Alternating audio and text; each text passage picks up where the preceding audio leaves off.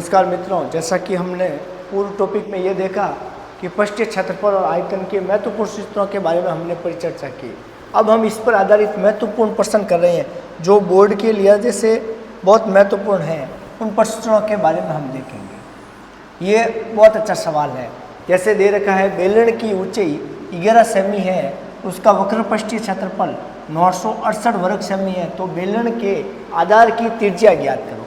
तो पहले आप प्रश्न को ध्यानपूर्वक पढ़ लो और जो ज्ञात करना उसको ले लो। जैसे हमें यहाँ आर ज्ञात करना है, बेलन की त्रिज्या आर ज्ञात करनी। तो जो दे रखा है बेलन, ये बेलन हो गया, संपूर्ण बेलन हो गया, और इस बेलन की ऊंचाई हमें दे रखी है बेलन, और बेलन की ऊंचाई का मतलब एच का मान दे रखा है। एच का मान दे रखा है 11 सेंटीमीटर, 11 सेमी दे रखा है एच का मान, और इसका वक्र पृष्ठीय क्षेत्रफल दे रखा है बेलन का। बेलन की एक तो दे रखी है ऊंचाई एच, बेलन की ऊंचाई एच बराबर 11 सेंटीमीटर दे रखा है, और बेलन का वक्र पृष्ठीय क्षेत्रफल दे रखा है। बेलन का वक्र पृष्ठीय क्षेत्रफल दे रखा है। वक्र पृष्ठीय क्षेत्रफल सी ऐसे दे रखा है, कर्व सरफेस एरिया दे रखा, वो दे रखा 968 वर्ग सेमी दे रखा है, और हमें ज्ञात करनी है बेलन की त्रिज्या आर। बेलन की त्रिज्या फाइंड आउट करनी है। त्रिज्या मतलब आर का मान हमें फाइंड आउट करना है कि आर क्या होगी। तो देखो इसका सॉल्यूशन कैसे होगा। पहले तो देखो सी एस ए में से हम लोग क्या करेंगे, आर का मान कैसे फाइंड आउट करोगे। तो बेलन का हमें दे रखा है बेलन का वक्र पृष्ठीय क्षेत्रफल, बेलन का वक्र पृष्ठीय क्षेत्रफल, इसकी वैल्यू हमारे पास दे रखी है 968। बेलन का वक्र पृष्ठीय क्षेत्रफल क्या होता है, जैसे पिछली क्लास में हमने देखा, वो होता है 2 पाई आर एच दे रखा है। 2 पाई आर एच की वैल्यू 968 दे रखी है, 968 दे रखी है। 2 की जगह 2 आएगा। पाई आपको पता ही है, परसेंट में ना का गया तो हम पाई का मान 22/7 ही कैलकुलेट करेंगे। तो यहाँ हम पाई की जगह लिखेंगे 22/7। आर हमारे पास नहीं है, आर फाइंड आउट करनी है, तो आर की जगह आर लिख दो, और एच का मान दे रखा 11। ये टोटल वैल्यू 968 के इक्वल है। अब आप आर को ये रहने दो, बाकी सबका पक्षांतरण कर लो यहाँ से। तो आर की वैल्यू यही पड़ी है, और उधर पहले से पड़ा है 968। अब देखो ये दो इधर गुणे में है, इधर आया तो बाद में हुआ। इसके साथ कौन आएगा 22, ये 22 आ गया, और कौन आएगा इसके साथ 11, और 7 यहाँ डिवाइड में है तो यहाँ ऊपर चला जाएगा। यहाँ से इसका पक्षांतर कर लो। अब जो वैल्यू कट रही है उस वैल्यू को काट दो। पहले मैं 2 से कट कर रहा हूँ इसको, 2 से 4 दूनी 8, 8 दूनी 16, और 4 बचे यहाँ, 484 बार कर रहा है। अब हमें पता है कि 22 का वर्ग, इसको 22 से काट लो, 22 दूना 44, 2 बचे, 22 दूना 44, और अब 11 से कट रहा है, 11 1 11, 11 दूना 22। तो पीछे जो वैल्यू बच रही है आर की, आर का जो पीछे मान बन रहा है वो बच रहा 2 × 7, अर्थात आर की वैल्यू आ जाएगी 14। अब इकाई जरूरी लिखना है। इकाई यहाँ दे रखी है, बेलन की दे रखी है सेंटीमीटर, और इसका क्षेत्रफल भी आ रहा है, वो आ रहा है वर्ग सेमी में, तो आर का मान भी होगा सेंटीमीटर, अर्थात बेलन की आधार की त्रिज्या 14 सेंटीमीटर होगी। वापस देखो एक बार सवाल को। बेलन की ऊंचाई एच का मान दे रखा है, सी एस ए दे रखा है, फिर हम लोगों ने यहाँ से छोटी सी कैलकुलेशन की है, अर्थात त्रिज्या आ जाएगी 14 सेंटीमीटर। अब चलते हैं हम नेक्स्ट क्वेश्चन की ओर। जैसा कि विदित है, नेक्स्ट क्वेश्चन आपका है, एक ठोस एक अर्धगोले पर खड़ा है और एक शंकु के आकार का है। एक ठोस आकृति है, वो अर्धगोले पर खड़ी है। अर्धगोले का मतलब ये आधे गोले पर खड़ी है, ये ऐसी आकृति अर्धगोले पर खड़ी है, और जो खड़ी है वो शंकु के आकार की है। कहने का मतलब इस टाइप का ये शेप है।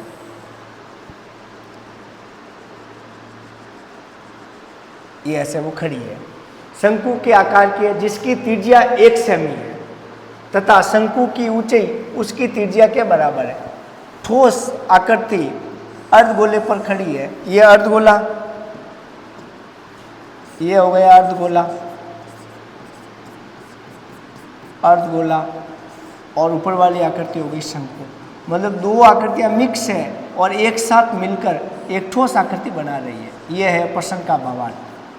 ये ठोस, ये ऐसा ठोस बन रहा। तो शंकु अर्धगोला शंकु पर खड़ा है, तो जो रेडियस अर्धगोले की होगी वो शंकु की होगी, और यहाँ से लगाकर यहाँ तक शंकु की ऊंचाई हो गई h। तो ध्यान से, एक ठोस एक अर्धगोले पर खड़ा है शंकु के आकार का, जिसकी त्रिज्या 1 सेमी है, जिसकी त्रिज्या 1 सेमी है। तो अर्धगोले की त्रिज्या बराबर अर्धगोले की त्रिज्या 1 सेमी दे रखी है, 1 सेंटीमीटर दे रखी है, तथा शंकु की ऊंचाई उसकी त्रिज्या के बराबर है। शंकु की ऊंचाई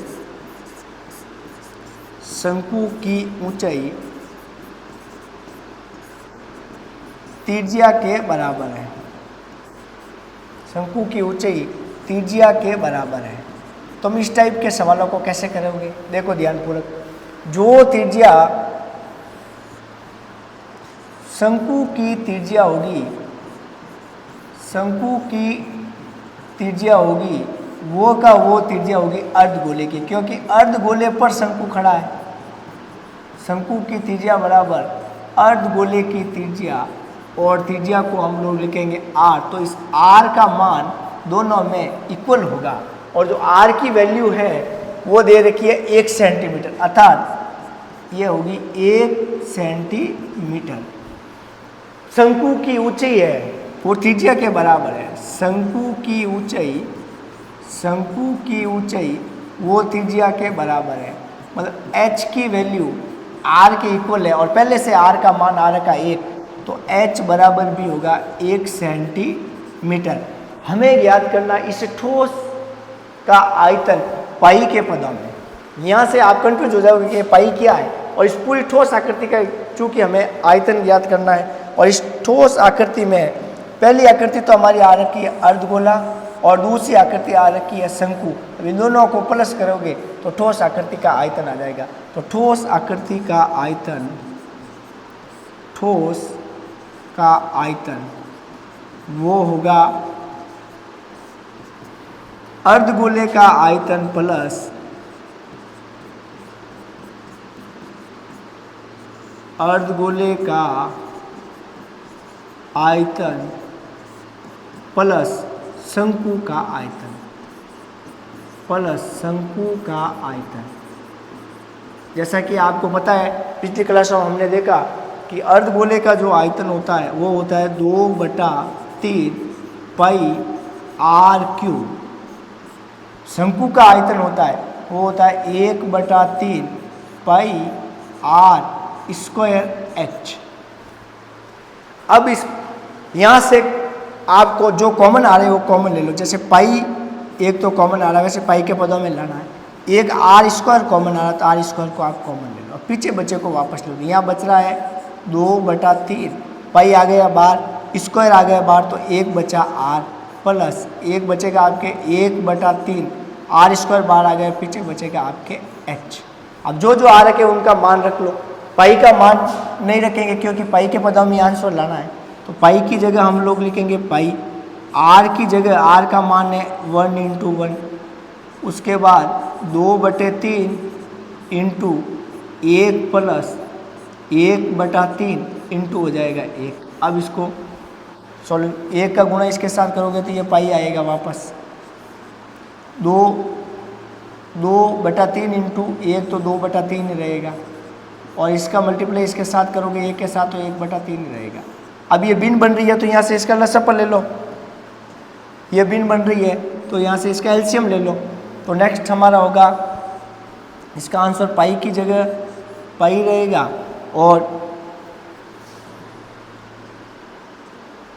और ये 3 और 3 का एलसीएम होगा वो 3 ही आएगा। जैसे भिन्न को सरल करते हैं वैसे सरल कर दो। 3 से भाग दिया, एक बार गया, 1 का गुणा 2 के साथ तो ऊपर हुआ 2 + 1, अर्थात ये पाई, और उसके बाद आया 3/3।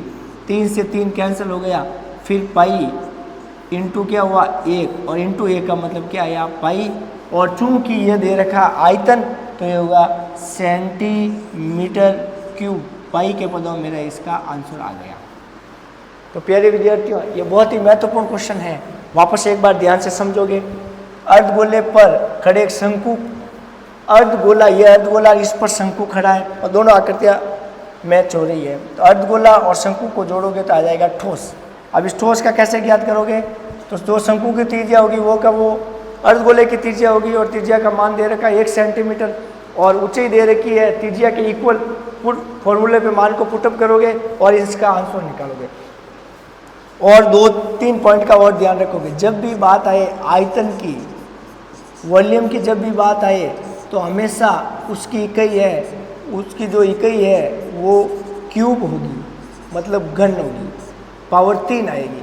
और जब भी बात आए क्षेत्रफल की, एरिया की, ए की, तो उसकी इकाई स्क्वायर होगी, वर्ग होगी, क्या होगी, स्क्वायर होगी। तो ये आप ध्यान रखोगे, यूनिट का इम्पोर्टेंट आप ध्यान रखोगे।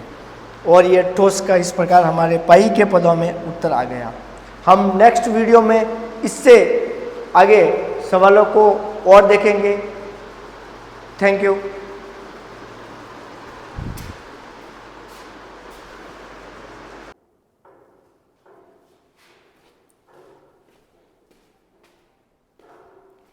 नमस्कार विद्यार्थियों, कल हमने पृष्ठीय क्षेत्रफल और आयतन के बारे में पढ़ा था।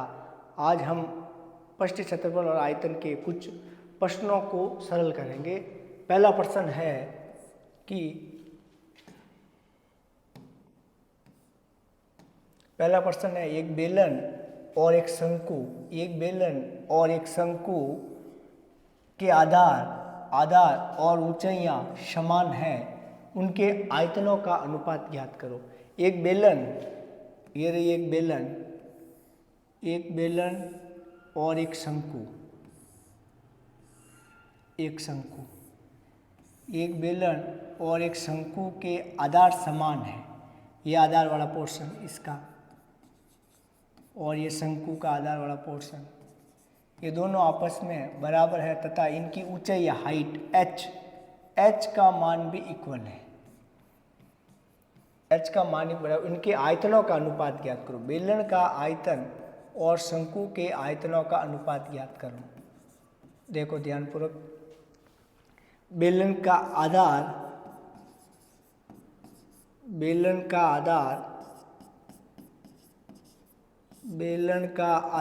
बराबर है शंकु का आधार। बेलन का आधार और शंकु का आधार बराबर है, इसका मतलब है कि जो इसकी त्रिज्या होगी r का मान वो भी बराबर होगा। जो शंकु की त्रिज्या r होगी वो का वो बेलन की त्रिज्या होगी। ऊंचाइयां भी समान है, इनकी ऊंचाइयां समान है।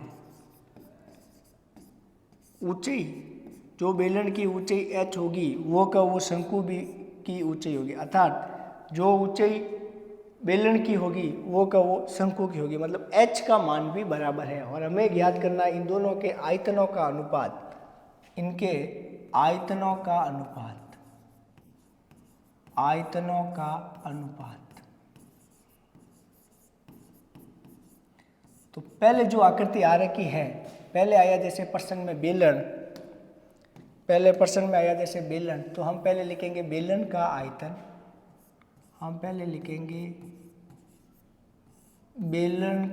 आयतन, बट्टा दूसरे में हम लिखेंगे शंकु का आयतन, बेलन का आयतन बटा शंकु का आयतन।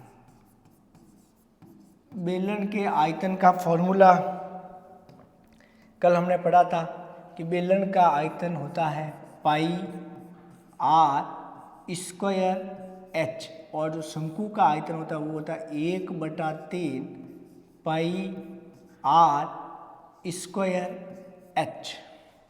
ये बेलन का आयतन और ये शंकु का आयतन। शंकु का आयतन बेलन के आयतन का 1/3 होता है।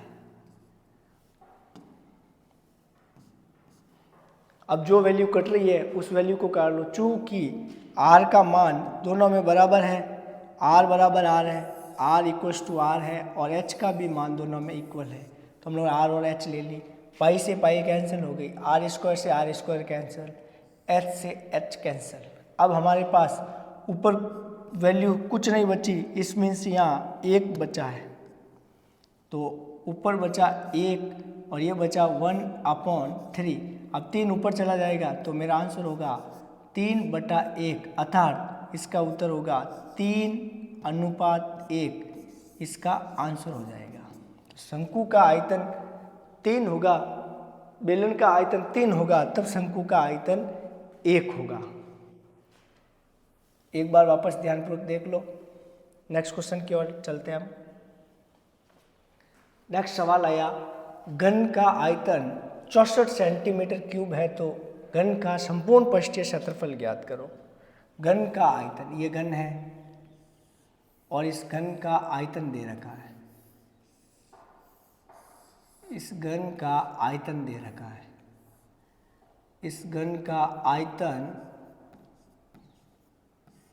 64 सेंटीमीटर क्यूब दे रखा है।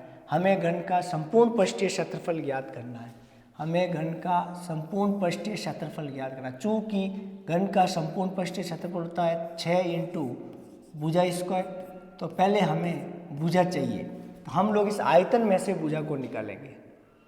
तो घन का आयतन, घन का आयतन बराबर दे रखा है 64। घन का आयतन होता है भुजा की घात 3 और इधर दे रखा है 64। अब 64 का क्यूब रूट लेना है, तो भुजा की वैल्यू क्या होगी, भुजा बराबर होगी 64 और इधर इसका लेना है क्यूब रूट। 64 किसका क्यूब है, छोटी सी वैल्यू है, 64 है 4 का क्यूब, 64 है 4 का क्यूब, अर्थात भुजा का मान 4 सेंटीमीटर होगा। मेरे विद्यार्थियों, तो क्यूब कैसे फाइंड आउट किया, आप भी कर सकते हो, या लिखो 64, इस मेथड से भी ज्ञात कर सकते हो। 2 लसा पर लेके 32, 2 16, 2 बार गया, पीछे बचा 8, 2 4, 2 2 2 और इधर 1। अब 3 3 के पैर बना के आप इसको फाइंड आउट कर सकते हो। पहला पैर 3 का या दूसरा, तो 2 इंटू 2 मतलब 4, अर्थात 4 सेंटीमीटर इसकी साइड आ गई। अब हमें ज्ञात करना है घन का संपूर्ण पृष्ठीय क्षेत्रफल। घन का संपूर्ण पृष्ठीय क्षेत्रफल, total surface area of cube, ये होता है 6 इंटू भुजा स्क्वायर। और चूँकि मेरे पास भुजा का मान 4 आया, तो 4 यहाँ पुट कर दो, 4 आप यहाँ कर दो, 4 का स्क्वायर, तो ये हुआ 6 इंटू 4 का स्क्वायर हो जाएगा। 4 का स्क्वायर होता है 4 इंटू 4, 4 इंटू 4, और ये हुआ 16, और 16 का 6 के साथ गुना करोगे तो आएगा 96, और इसकी जो यूनिट होगी वो होगी सेंटीमीटर स्क्वायर। अब आप ध्यान रखोगे, जब भी बात आए आयतन की, जब भी बात आए आयतन की, तो उसकी इकाई हमेशा क्यूब होती है, जैसे सेंटीमीटर क्यूब, और जब भी बात आए क्षेत्रफल की, तो इसकी इकाई हमेशा स्क्वायर होती है, सेंटीमीटर स्क्वायर, मीटर क्यूब या मीटर स्क्वायर, ये होता है। यूनिट आपको आनी जरूरी है। तो इस प्रकार इसका आंसर 96 सेंटीमीटर स्क्वायर हो गया। एक बार वापस देख लो, घन का आयतन 64 सेंटीमीटर क्यूब दे रखा है और घन का संपूर्ण पृष्ठीय क्षेत्रफल ज्ञात करना है। 64 में से हम लोगों ने भुजा फाइंड आउट कर ली 4, और फिर 4 को यहाँ पुट कर दिया, तो इसका आंसर आया 96। नेक्स्ट क्वेश्चन की ओर चलते हैं। नेक्स्ट क्वेश्चन बहुत अच्छा सवाल है, बड़े सवालों में बहुत इंपॉर्टेंट क्वेश्चन है ये।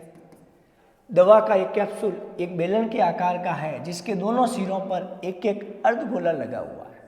तो दवा का कैप्सूल किस आकार का है, बेलनाकार है। तो दवा का कैप्सूल बेलनाकार है, तो इसकी आकृति ऐसे बन सकती है, ये दवा का कैप्सूल बेलन के आकार का है और इसके दोनों सिरों पर अर्धगोले लगे हुए हैं, तो ये अर्धगोला और ये अर्धगोला दोनों सिरों पर लगे हुए हैं, दोनों सिरों पर अर्धगोला है, दोनों सिरों पर अर्धगोला है। पूरे कैप्सूल की लंबाई 14 mm है। इस पूरे कैप्सूल की लंबाई यहाँ से लगाकर यहाँ तक है वो 14 mm है। तो पूरे कैप्सूल की लंबाई 14 mm है तथा उसका व्यास, अर्धगोलों का व्यास, इनका जो व्यास है d की वैल्यू वो दे रखी है 5 mm और हमें ज्ञात करना है इस पूरे का क्षेत्रफल। तो जो चीज़ पहले दे रखी है, पूरे कैप्सूल की लंबाई दे रखी है, एक तो पूरे कैप्सूल की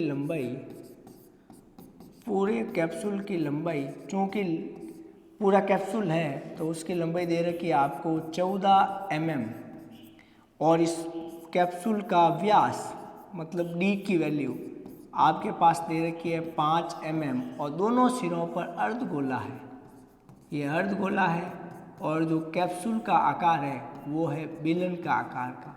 मतलब बेलन और अर्धगोला दोनों आपस में जुड़ेंगे तो इसका संपूर्ण पृष्ठीय क्षेत्रफल ज्ञात हो जाएगा। तो देखते हैं अब कैप्सूल की लंबाई दे रखी है, तो सर्वप्रथम आप इसकी त्रिज्या फाइंड आउट कर लो। तो व्यास से r का मान, तो r का मान होगा 5/2d/2 या फिर मैं इसको ऐसे भी लिख सकता हूँ, इसमें अगर 2 का मैं इसको भाग दूँ तो ये 2.5 mm भी सही है। आप जो चाहे वो लिख सकते हो 5/2। हम कैलकुलेशन करेंगे वो 5/2 पर ही करेंगे, 2 mm, ये r का मान आ गया, r बराबर। चूँकि संपूर्ण कैप्सूल की लंबाई 14 mm है तो इस बेलन की लंबाई का मतलब यहाँ ऊंचाई से है और h का मान, पूरा कैप्सूल 14 mm का है, टोटल कैप्सूल है वो 14 mm का है और इधर 5-5 सेमी के 2 गोले लगे हुए हैं तो उनकी रेडियस, तो पूरे कैप्सूल, तो इस कैप्सूल की 5/2 और 5/2 इन दोनों अर्धगोलों को बाहर निकाल दो तो यहाँ से लगाकर इस कैप्सूल की h आ जाएगी, मतलब बेलन की ऊंचाई आ जाएगी। तो बेलन की ऊंचाई का मान क्या होगा, 14 माइनस इन दोनों का एलसीएम होगा 2 और 5 + 5 हो गया 10, 14/2 का मतलब ये होगा 14 - 5 बराबर 9 mm, अर्थात बेलन की जो ऊंचाई है वो आएगी 9 mm, बेलन की जो ऊंचाई है वो आएगी 9 mm। ये कैसे फाइंड आउट किया आपने, ध्यान से वापस देखोगे, एक सिरे पर ये गोला लगा हुआ, दूसरे सिरे पर ये गोला, तो दोनों गोलों की त्रिज्याओं को बाहर निकाल देंगे तो हम लोगों के पास बेलन की ऊंचाई आ जाएगी और बेलन की ऊंचाई है 9 mm। अब हमें ज्ञात करना है इस पूरी आकृति का पृष्ठीय क्षेत्रफल, इस पूरी आकृति कैप्सूल का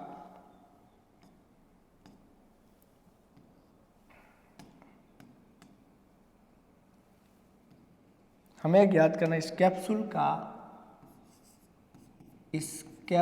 का संपूर्ण पृष्ठीय क्षेत्रफल। तो इस कैप्सूल का संपूर्ण पृष्ठीय क्षेत्रफल होगा बेलन का आयतन, बेलन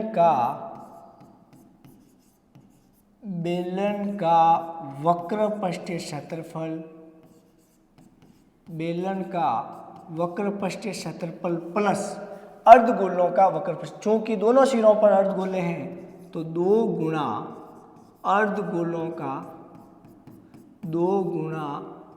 अर्धगोलों का वक्र पृष्ठीय क्षेत्रफल।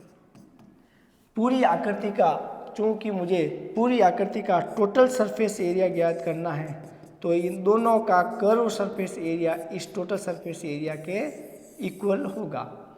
तो बेलन का वक्र पृष्ठीय क्षेत्रफल होता है 2πRh प्लस 2 इंटू अर्धगोले का वक्र पृष्ठीय क्षेत्रफल होता है 2π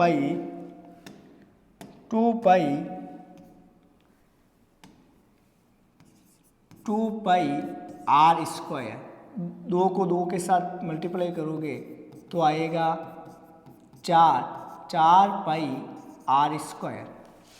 अब चूंकि जो बेलन की त्रिज्या है वो शंकु की त्रिज्या होगी, क्योंकि एक ही लाइन पर बने हुए हैं तो इन दोनों की आर समान होगी।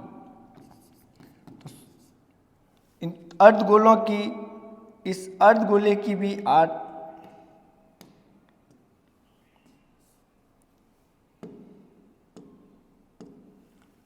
बेलन की त्रिज्या होगी, बेलन की त्रिज्या बराबर इस अर्धगोले की त्रिज्या होगी, क्योंकि दोनों एक ही सिरे पर हैं। अर्धगोले की त्रिज्या, और इस त्रिज्या का मान आएगा 5/2 mm।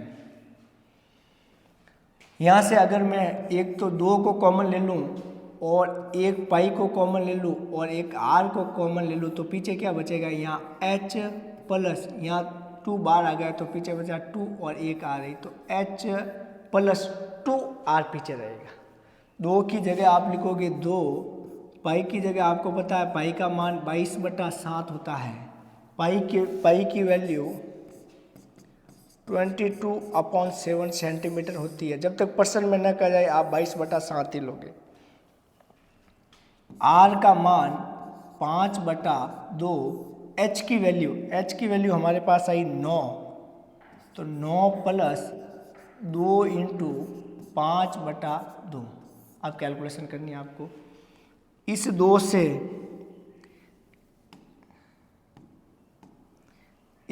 से ये 2 कैंसिल हो गया।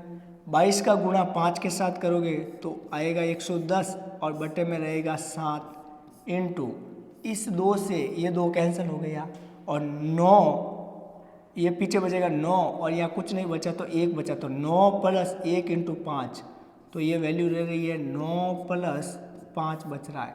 तो कैलकुलेशन होके 110/7 इंटू 14 आएगा, और इस 7 से ये 14 2 बार कैंसिल हो जाएगा, पीछे बचेगा 110 गुणा 2, और 110 गुणा 2 220।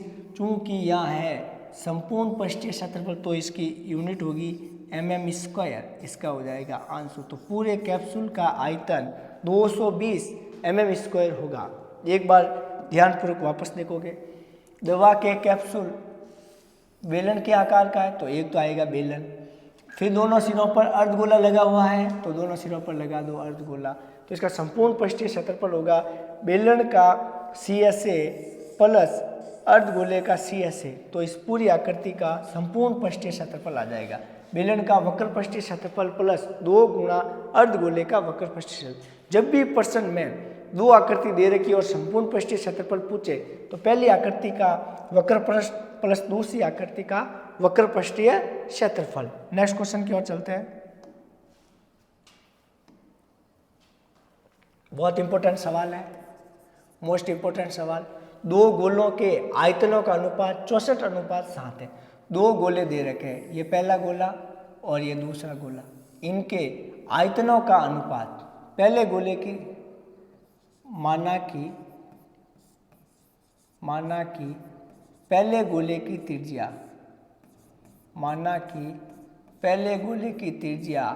R1 है और दूसरे गोले की त्रिज्या R2 है।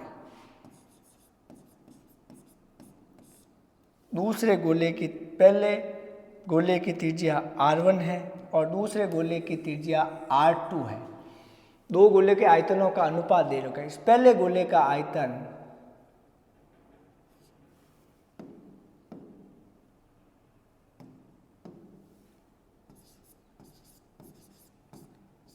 पहले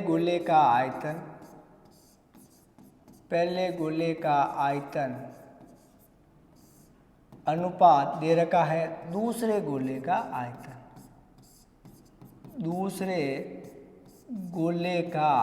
आयतन, इन दोनों का अनुपात दे रखा है 64:27 और हमें ज्ञात करना है इनके पृष्ठीय क्षेत्रफलों में आयतन। तो माना कि पहले गोले की त्रिज्या R1 है, माना कि पहले गोले की त्रिज्या पहले गोले की त्रिज्या R1 और दूसरे गोले की त्रिज्या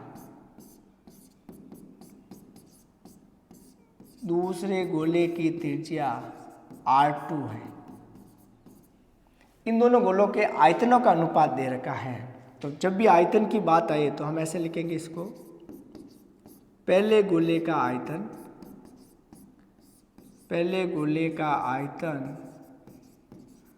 बटा दूसरे गोले का आयतन।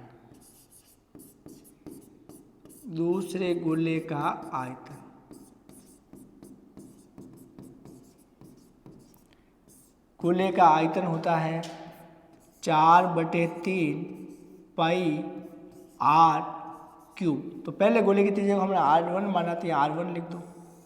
दूसरे गोले का सेम होगा 4/3 पाई R क्यूब और इसको लिख दो R2। इन सब की वैल्यू दे रखी है। पहले गोले की 64 दे रखा आयतन और दूसरे का दे रखा 27। अब आप इसको कैलकुलेशन कर लोगे, पाई से पाई कैंसिल हो गई, 4/3 से 4/3 कैंसिल हो गया। इसका मतलब पीछे क्या वैल्यू बच रही है, एक तो बच रहा है R1 का क्यूब और एक बच रहा है R2 का क्यूब। R1 का क्यूब बच रहा है 64 और R2 का बच रहा है 27। क्यूब बचा है, इसका इस क्यूब रूट ले लो। तो हम देखते हैं R1 अगर इधर पड़ा है और इधर रहेगा R2, तो इधर वैल्यू हो जाएगी 64/27। इस 64 का भी ले लो, क्यूब रूट आ जाएगा और इस 27 का भी क्यूब रूट आ जाएगा। तो R1/R2 यह है 4 का क्यूब रूट और यह है 3 का, अर्थात R1 की वैल्यू R1 अनुपात R2 वो आ रहा है 4/3। तो पहले गोले की त्रिज्या 4 आ रही है और दूसरे गोले की त्रिज्या का अनुपात 3 आ रहा है। अब हमें ज्ञात करना है उनके पृष्ठीय क्षेत्रफलों का अनुपात। तो पहले गोले का पृष्ठीय क्षेत्रफल, पहले गोले का पृष्ठीय क्षेत्रफल बटा दूसरे गोले का पृष्ठीय क्षेत्रफल, दूसरे गोले का पृष्ठीय क्षेत्रफल। पहले गोले का पृष्ठीय क्षेत्रफल, गोले का पृष्ठीय क्षेत्रफल होता है 4 पाई R²। दूसरे का भी यही होगा 4 पाई R²। पहले को मान लो R1, दूसरे को मान लो R2। पाई से पाई कैंसिल हो गया, 4 से 4 कैंसिल हो गया। R1 की वैल्यू यहाँ है 4 और यहाँ है 3। यहाँ कर दो 4 का स्क्वायर और यहाँ कर दो 3 का स्क्वायर। 4 का स्क्वायर चूंकि 16 और 3 का स्क्वायर होता है 9, अर्थात इनके पृष्ठीय क्षेत्रफल का अनुपात 16/9 होगा। ये मेरा आंसर है। परीक्षा के लिए जैसे ये सवाल बहुत महत्वपूर्ण है।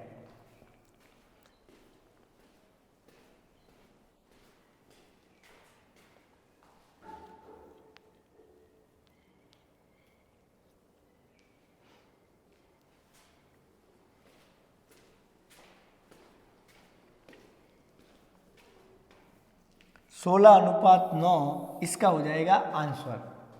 तो प्यारे विद्यार्थियों, ये अति महत्वपूर्ण सवाल आपको दिए जा रहे हैं। पहला सवाल था बेलन और शंकु के आधार की त्रिज्या तथा ऊंचाइयां समान है तो उनके आयतनों का अनुपात क्या होगा। तो हम लोगों ने इसका आंसर निकाला 3/1। नेक्स्ट क्वेश्चन था घन का आयतन 64 सेमी क्यूब है तो घन का संपूर्ण पृष्ठीय क्षेत्रफल ज्ञात करो। तो वो हमने ये किया ज्ञात। नेक्स्ट वीडियो में हमने ये देखा। उसके बाद एक सवाल और है, ऊंचाई 220 सेमी और आधार का व्यास 24 सेमी है। एक बेलन जिस पर ऊंचाई 60 सेमी और 8 सेमी वाला एक और बेलन अध्यारोपित है और इस बेलन के स्तंभ का द्रव्यमान ज्ञात करो और पाई का मान 3.14 लेना है। तो इस सवाल को हम, ये बेलन है, ये बेलन और बेलन के ऊपर बेलन है, बेलन के ऊपर बेलन।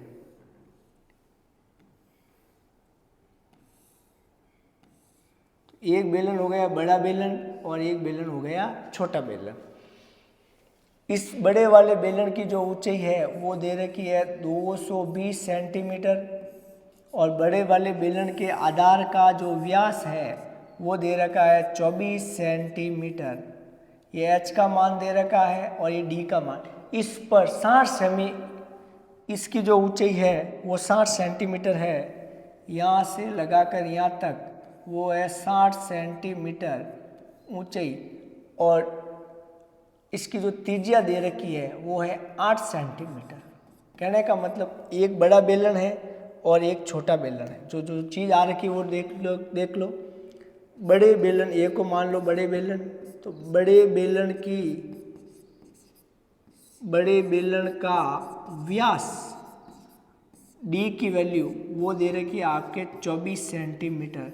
तो त्रिज्या का मान होगा 24/2 अर्थात 12 सेंटीमीटर। बड़े बेलन की जो ऊंचाई है ना वो दे रही है 220 सेमी। तो इस बड़े बेलन की ऊंचाई h बराबर वो दे रखा है 220 सेंटीमीटर। इस पर एक बार अध्यारोपित बेलन है तो छोटा बेलन हो गया। छोटे बेलन की त्रिज्या, अब इसको आपने कैपिटल आर से मान लिया तो इसको स्मॉल आर से मान लो, वो दे रखी है 8 सेंटीमीटर और इसकी ऊंचाई h बराबर वो दे रखी है 60 सेंटीमीटर। तो एक है बड़ा बेलन और एक है छोटा बेलन। इन स्तंभ का द्रव्यमान ज्ञात करें। जब भी वर्ड आए द्रव्यमान तो हमेशा हम उसका आयतन निकालते हैं, हम उस वैल्यू का आयतन फाइंड आउट करते हैं। तो इस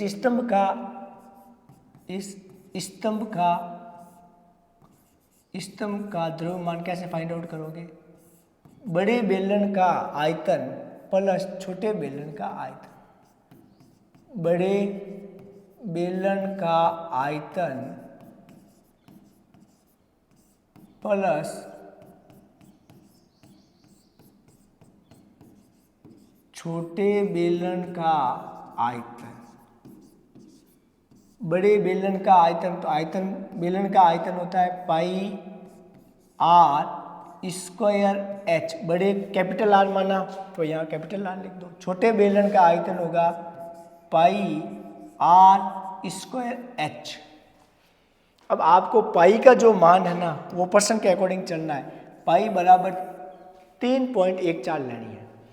पाई में अगर यहाँ से कॉमन ले लूँ, पीछे बचेगा r square h plus r square h. Pi की जगह आप लोग लिख दो 3.14। बड़े बेलन की त्रिज्या है वो है 12 सेंटीमीटर, तो आप यहाँ पुट करो 12 × 12 और यहाँ जो h का मान है वो 220 है, तो आप यहाँ लिखो 220 प्लस आर स्क्वायर की वैल्यू यहाँ लिखो 8, तो 8 × 8 प्लस h की जो वैल्यू है वो लिखो 60। h की वैल्यू लिख दो 60। अब इस वैल्यू पूरी को कैलकुलेट करना है। 3.14 का 3.14, 12 का गुणा 12 के साथ करोगे तो आएगा 144 का गुणा 220 के साथ होगा। 8 का गुणा 8 के साथ करोगे तो आएगा 64 और इसमें प्लस होगा 60। अब देखो 3.14 144 × 220, तो प्यारे विद्यार्थियों 0 का आएगा 0, 22 का गुणा 4 के साथ होगा तो आएगा 88, असल की जाएगी 8, 22 का गुणा 4 के साथ होगा तो आएगा 88 और 8 हो गए 96, असल की जाएगी 9 और 22 का गुणा 1 के साथ होगा तो 22 का 22 और 9 होते 31 प्लस 0 का 0, 6 का गुणा 4 के साथ तो आएगा 24, असल की जाएगी 2